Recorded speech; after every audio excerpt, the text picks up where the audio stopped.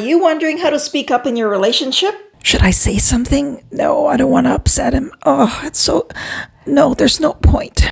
Tell me in the comments if this is an issue for you. Today I'm talking about 6 ways you can speak up to have a healthier relationship. Let's get started. Number 1.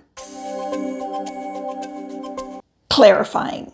Can you say that again? I want to make sure I heard you right. It's always a good idea to clarify because you never know. It's possible that you got something wrong.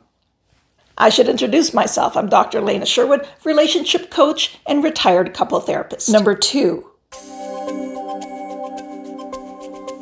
Be yourself.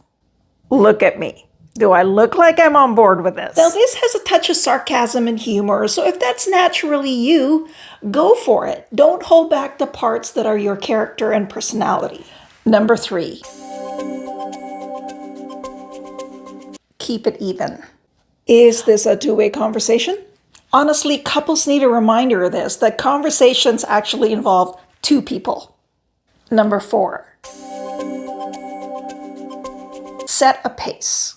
Give me a minute here to get my thoughts together. Conversations can get out of control and really chaotic, so it's important for you to set this according to what you need. Number 5. Allow for personal preferences.